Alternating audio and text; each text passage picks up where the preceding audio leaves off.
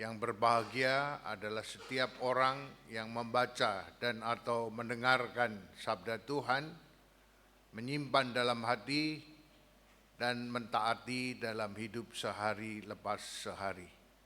Haleluya.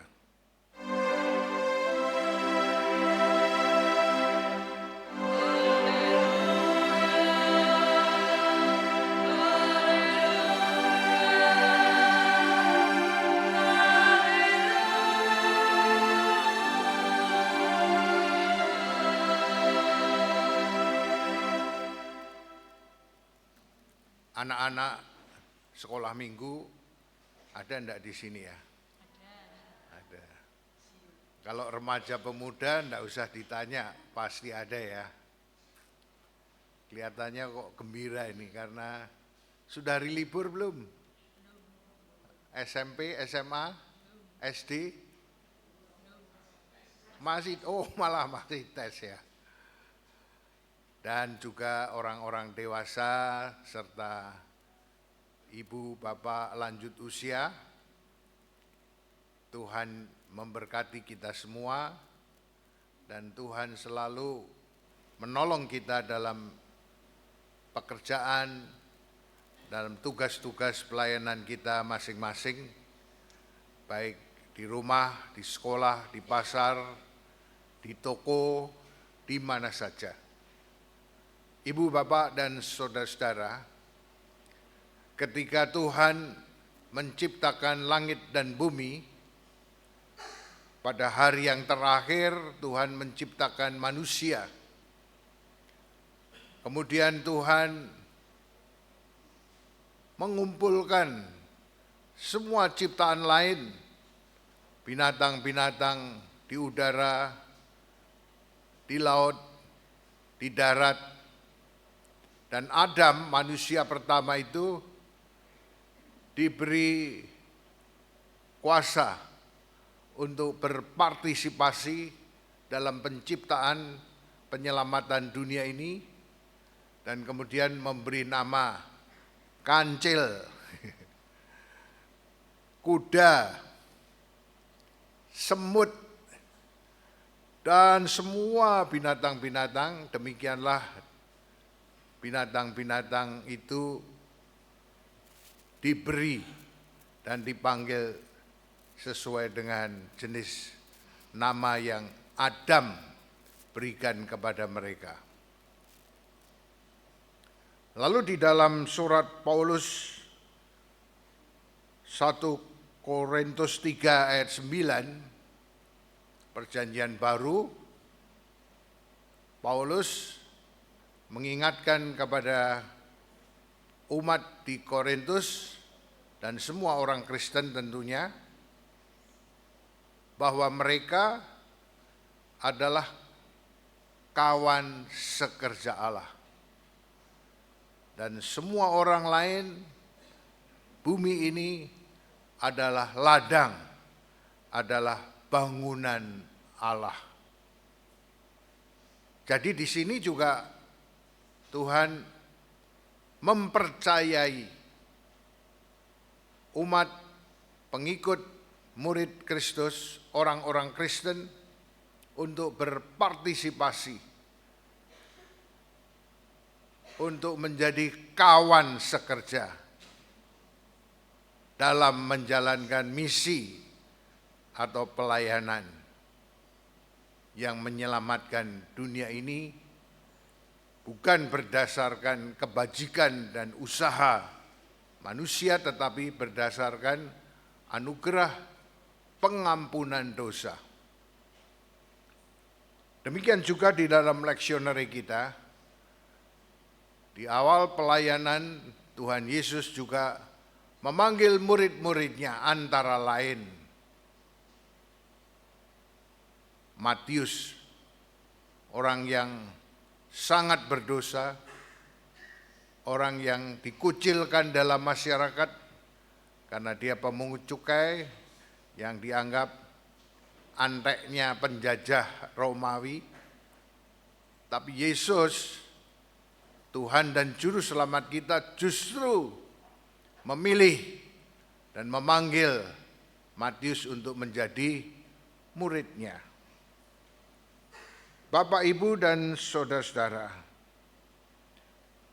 semua ini menunjukkan bahwa dalam karya penyelamatan Allah kepada dunia yang berdosa, Allah bermurah hati memilih orang-orang, murid-murid, pengikut-pengikutnya, orang-orang Kristen untuk berpartisipasi, untuk menjadi rekan sekerja dalam tugas pelayanan penyelamatan dunia ini. Sebelum kita lebih lanjut memahami tentang tugas partisipasi kawan sekerja dari Allah untuk menyelamatkan dunia ini, mari kita perhatikan juga sebetulnya apa sih inti karya penyelamatan Allah kepada dunia ini. Yang dikatakan di dalam nas bacaan kita bahwa Yesus mencari orang yang sakit atau orang yang sehat. Kok aneh ya? Tuhan Yesus memilih orang yang saleh, yang rohaniwan, atau orang yang bejat, yang berdosa. Justru yang berdosa. Jadi ini sebuah misi karya penyelamatan Allah yang luar biasa, yang menurut pandangan kita sampai saat ini barangkali heran.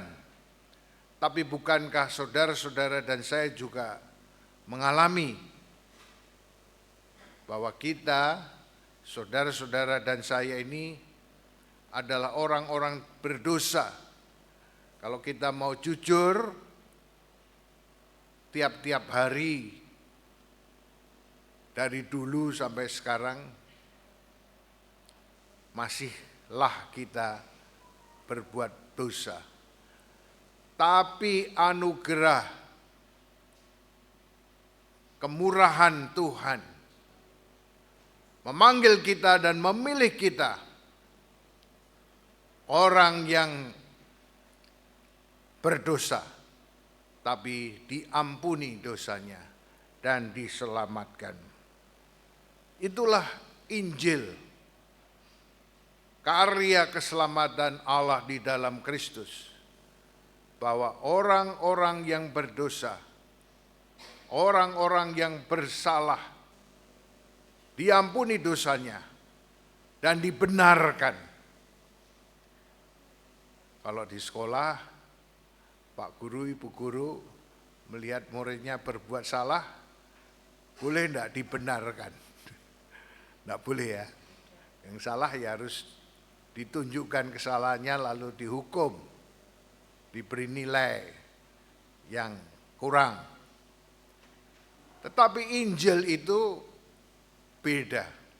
Kabar baik dari Allah, misi keselamatan Allah adalah membenarkan orang salah, orang yang berdosa, orang yang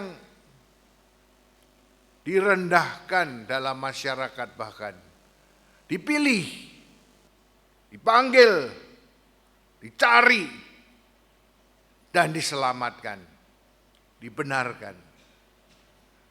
Bukan hanya dengan kata-kata, tetapi Tuhan Yesus memilih dengan cara yang luar biasa. Ia melakukan pelayanan, bahkan menderita sampai mati di kayu salib, berkorban untuk menanggung dosa seluruh dunia ini. Sehingga setiap orang yang berdosa, bertobat dan percaya Tuhan Yesus Kristus, beroleh pengampunan dan keselamatan yang kekal. Itu inti dari kabar baik, dan saudara-saudara dan saya dan para pengikut-pengikut, murid-murid dipanggil, diberi kepercayaan untuk menjadi kawan sekerja, untuk ikut ambil bagian, berpartisipasi dalam karya misi pelayanan yang menyelamatkan orang-orang berdosa di seluruh dunia ini. Nah, Bapak, Ibu, dan saudara-saudara, perlu kita bertanya, kenapa sih Tuhan minta umatnya, termasuk saudara-saudara dan saya, untuk menjadi konco, kawan sekerja Allah,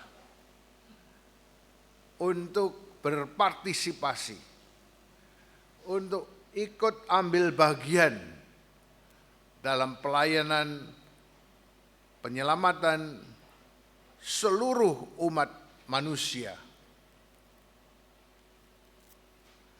Perlu kita pahami benar bahwa bukan berarti penciptaan dan karya penyelamatan Allah di dalam Kristus itu belum sempurna atau masih kurang sehingga perlu ditambah andil ibu, bapak, dan saudara-saudara serta pengikut-pengikut Kristus. Tetapi karya penyelamatan Allah itu sudah perfect. Karya penciptaan dan pemeliharaan Allah itu sudah sempurna. Dan setiap hari, pertama, kedua, ketiga, keempat, kelima, keenam, penciptaan itu Tuhan selalu berkata, semua baik, bahkan amat baik. Tapi memang kemudian ciptaan ini jatuh ke dalam dosa. Kemudian Allah turun sendiri dari surga menjadi manusia, Yesus Kristus, menderita sampai mati di kayu salib, berkorban untuk menyelamatkan orang-orang berdosa. Sehingga di atas kayu salib, bukankah Tuhan Yesus berkata, wis rampung, sudah selesai, sudah genap. Dan kemudian Yesus menyerahkan nyawanya. Ini kata Tuhan Yesus yang sangat luar biasa. Dia tidak dibunuh mati, tapi dia menyerahkan hidupnya kepada Allah Bapaknya yang di surga sampai mati. Oleh karena itu, Bapak, Ibu, dan saudara-saudara, kalau Tuhan memilih saudara dan saya sebagai murid untuk berpartisipasi dalam karya penyelamatan Allah, kita perlu sadar betul bahwa Tuhan Allah sendiri yang berkarya. Tuhan Allah sendiri di dalam dan melalui Yesus Kristus telah sempurna, komplit menyelesaikan tugas pelayanan untuk menyelamatkan dunia yang berdosa ini. Tapi walaupun demikian, ibu, bapak, dan saudara-saudara dipilih oleh Tuhan untuk ambil bagian, untuk berpartisipasi. Mari kita perhatikan, mengapa Tuhan ingin di antara orang banyak itu ada pengikut-pengikut yang ribuan banyak, dan ada 12 murid Dan di antara 12 itu ada 3 orang yang istimewa. Yohanes, Yakobus, dan Petrus. Dan bahkan di antara 3 orang ini yang dipilih menjadi pemimpin yang siap melayani orang lain adalah Petrus.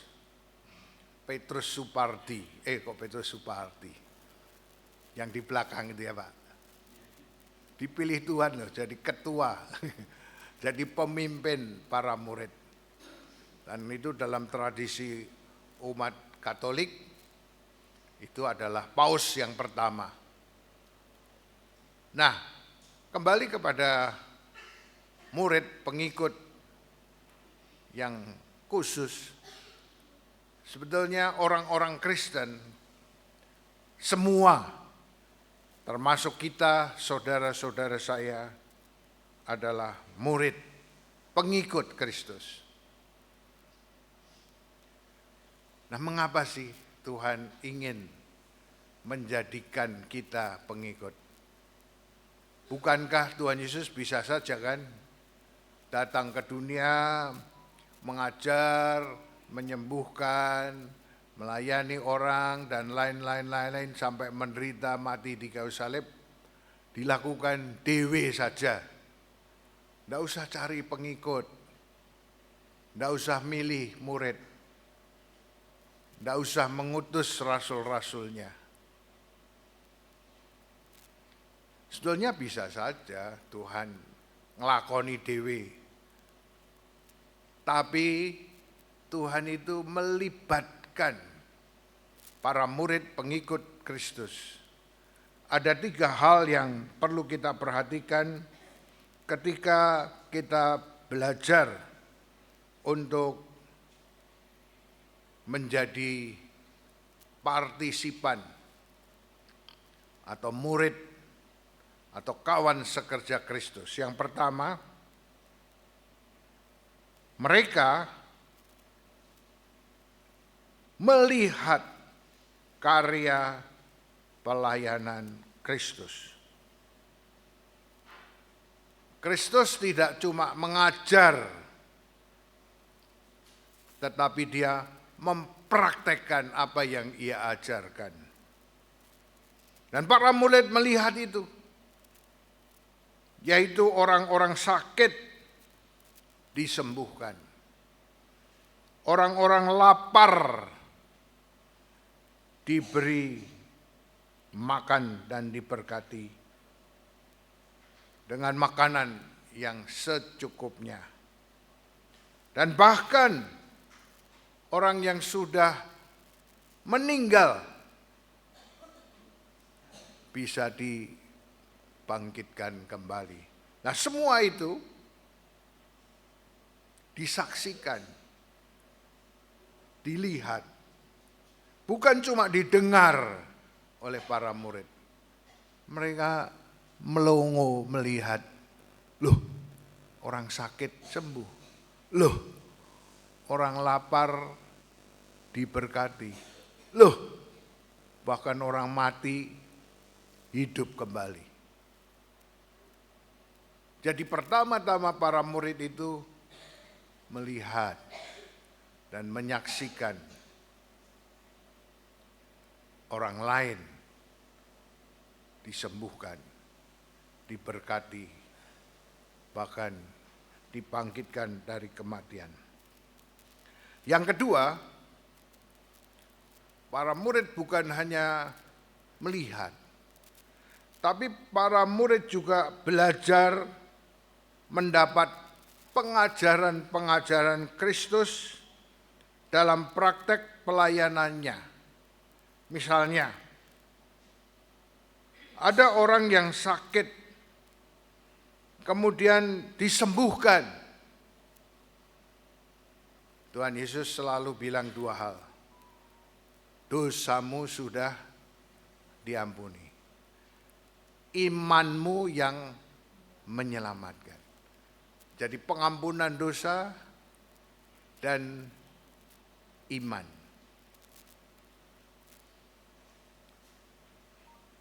selalu di dalam praktek pelayanan Tuhan kepada umat yang berdosa, yang membutuhkan kepedulian, perhatian. Selalu Tuhan menyisipkan pengajaran-pengajarannya. Jadi tidak omong doang, tapi Yesus praktek. Tetapi tidak cuma praktek doang, Yesus juga mengajar apa arti dari praktek pelayanannya itu. Yang ketiga, ibu bapak dan saudara-saudara, para murid kawan sekerja Allah itu mengalami sendiri. Karena itu bersaksi. Mengalami sendiri bahwa mereka masing-masing adalah orang-orang yang berdosa, tetapi diampuni. Misalnya, Petrus 3 kali menyangkal Yesus karena kesombongan hatinya. Tapi saat Kristus ditangkap dan dianiaya, Petrus ditanya, "Wah, ini kan orang Galilea, kamu kenal itu kan gurumu kan?" Petrus bilang apa? "Aku tidak mengenalnya." Bahkan dia bersumpah tidak kenal sampai 3 kali. Tetapi Yesus memandang Petrus dengan mata penuh kasih. Petrus kemudian menangis dan bertobat. Bahkan di Injil Yohanes dikatakan secara istimewa Yesus mendatangi Petrus dan berkata, "Apakah engkau mengasihi aku?" Sampai 3 kali. Dan Tuhan mempercayakan tugas penggembalaan atas domba-domba yang menjadi pengikut-pengikut Kristus kepada Petrus.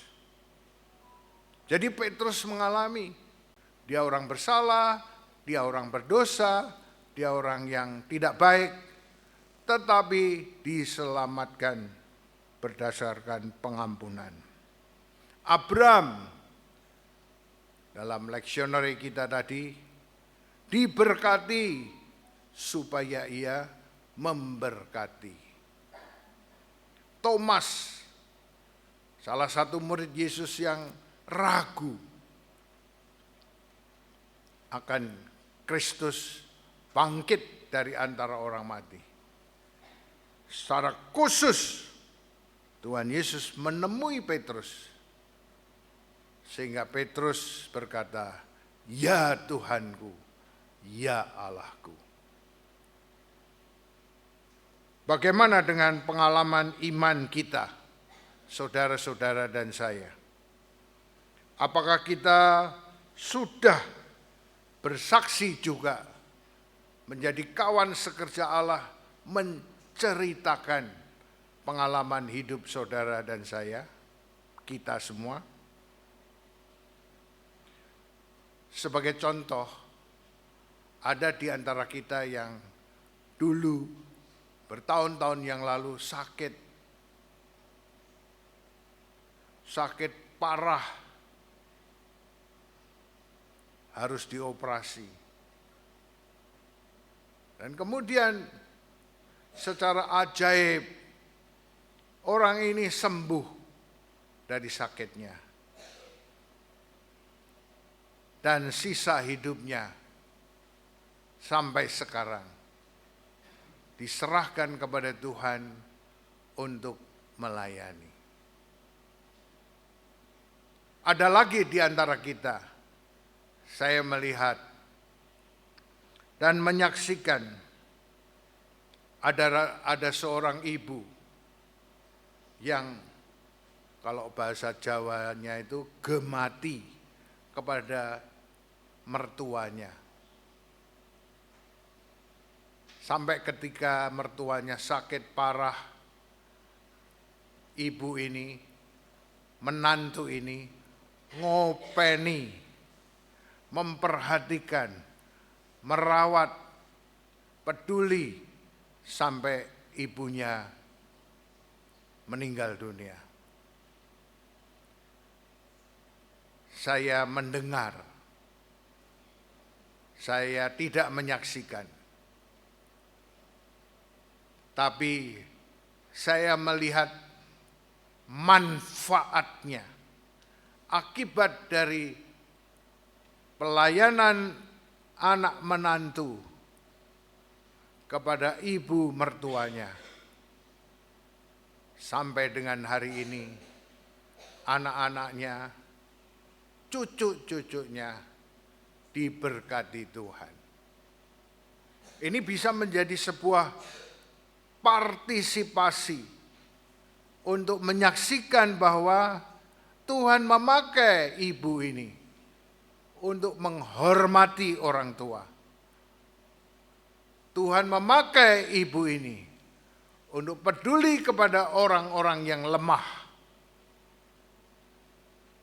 Dan bukan hanya saudaranya, familinya saja, tetapi setiap orang yang ada di sekitarnya merasakan kepedulian ibu ini. Bapak, Ibu, dan saudara-saudara, saya sejak SD, SMP, sampai selesai S2, semua itu dapat dari beasiswa, scholarship. Karena orang tua saya hidupnya pas-pasan, bahkan tidak mungkin bisa menyekolahkan.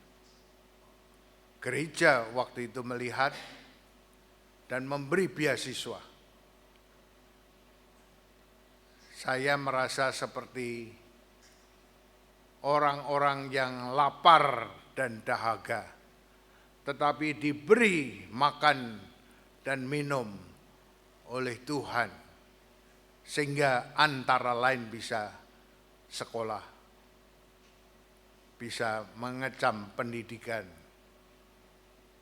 Dan saya rasakan semua itu bukan karena saya pinter, saya biasa-biasa saja, bukan jenius atau bahkan kepandaiannya lebih dari saya, itu rata-rata sajalah.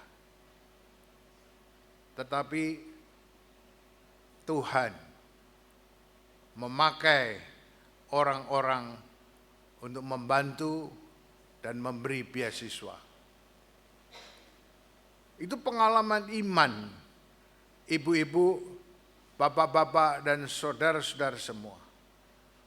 Tentu bisa bercerita masing-masing bagaimana Tuhan menjamah saudara yang sakit bisa sembuh. Bagaimana Tuhan menolong sehingga saudara bisa sekolah, bisa kuliah di perguruan tinggi. Saudara-saudara bisa bekerja, saudara-saudara bisa mendapat istri. Yoga mana yoga? Oh ya, tadi yang baca, di sana ya. Oh, dapatnya orang selebris, Borneo ya. Orang Kalimantan. Kok bisa loh ya? Itu semua adalah pekerjaan Tuhan yang mempertemukan. Bapak-bapak, ibu-ibu, dan saudara yang mengalami sendiri Injil, kabar baik yang menyelamatkan saudara dan saya di bidang pendidikan, di bidang pekerjaan, di bidang yang lain. Itu yang perlu saudara bagikan. sebagai partisipasi saudara dalam karya penyelamatan Allah untuk semesta ini. Tuhan memberkati kita semua. Amin.